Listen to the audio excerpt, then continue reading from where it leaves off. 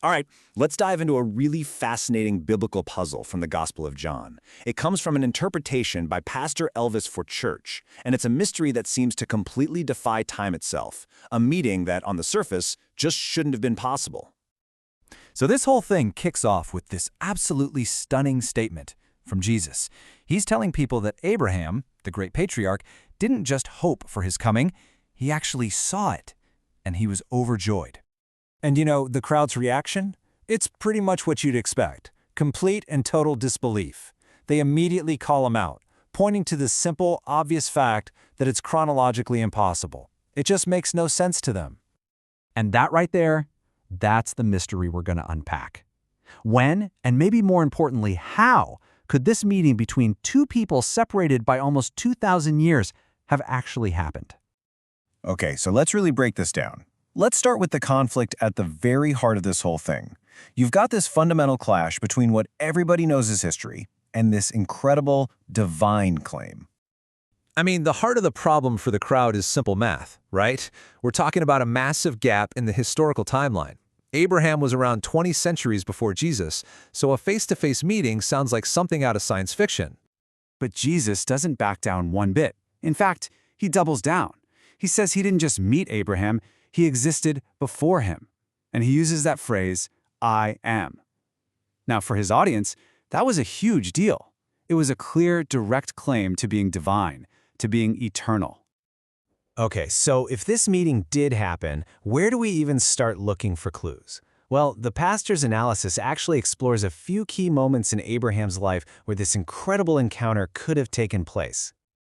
He kind of treats it like a detective story, looking at these different scenarios as clues. Each one's a possibility, But according to this specific take on it, only one of these candidates really checks all the boxes and fits the details of what Jesus claimed. Right, so while you could argue for these other moments, this interpretation really zeroes in on one specific, powerful, and honestly kind of overlooked encounter from way back in the book of Genesis. So, let's meet our prime suspect, if you will. He's this mysterious king and priest who just appears seemingly out of thin air right in the middle of Abraham's story. And here he is, Melchizedek. This guy is so fascinating because he just shows up. There's no backstory, no family tree, no introduction. He just is. And his titles? Whoa, King of Peace and Priest of the Most High God. That's a pretty big deal.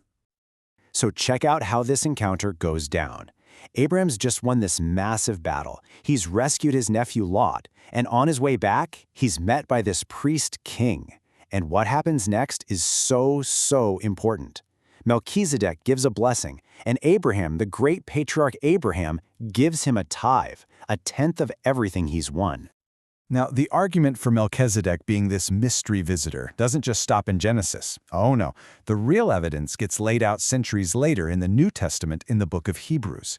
And this is where the case is made that this wasn't just some human king, but what's called a theophany, basically a pre-incarnate appearance of Christ himself.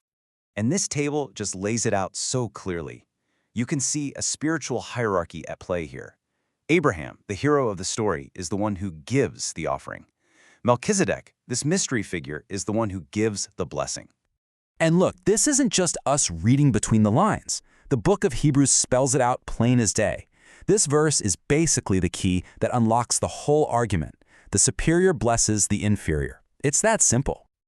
Okay, and this is where it gets really compelling. Look at how Melchizedek is described. No father, no mother, no genealogy, no beginning, no end, a priest forever. I mean, doesn't that sound an awful lot like Jesus' claim of being eternal, of existing before Abraham? The text is painting him as something way more than just a normal human king. So let's put all the pieces together. You've got Abraham's joy, which the pastor connects to this willing offering. You've got Melchizedek's obvious superiority. He blesses Abraham. You've got his eternal nature, which links directly back to Jesus' I am statement. And you've got this powerful warrior Abraham humbling himself. It all just fits. Every piece lines up perfectly with what Jesus said in the Gospel of John. So, after all that, what's the final verdict from this theological investigation? According to this interpretation, where does all the evidence point?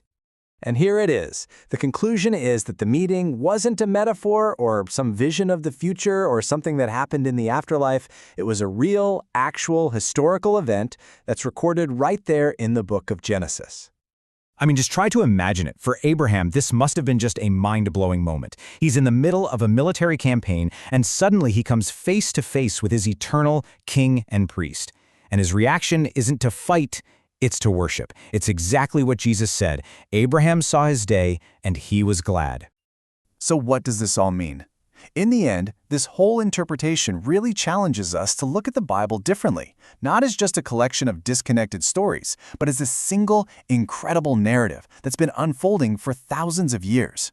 It makes you think that the connections between these huge figures, like Abraham and Jesus, are way more direct, and honestly, way more mysterious than we usually give them credit for.